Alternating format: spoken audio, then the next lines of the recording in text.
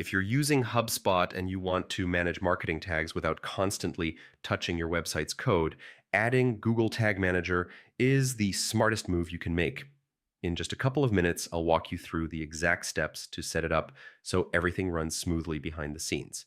Let's start with Google Tag Manager itself. Head over to the GTM website.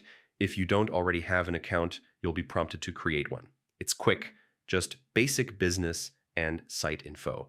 Once that's done, create a container for your website. Think of the container as the central hub where all your tracking codes and tags will live. If you've already set one up in the past, just select it. Now, inside your Google Tag Manager dashboard, click on the admin area. Look for the option that says Install Google Tag Manager. You're going to see two separate snippets of code.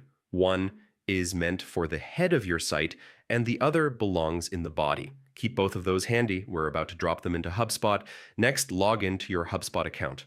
At the top right of your dashboard, click the little gear icon to open your settings. From there, look to the left sidebar and click on Pages under the Content section.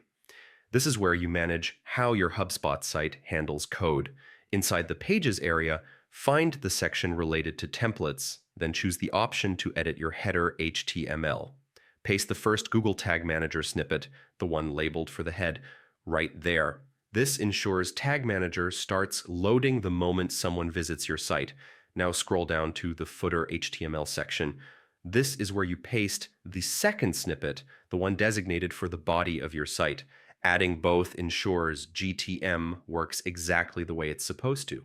Once you've added both snippets in their proper spots, hit Save. This step is crucial. You want everything to update and go live immediately. And that's it.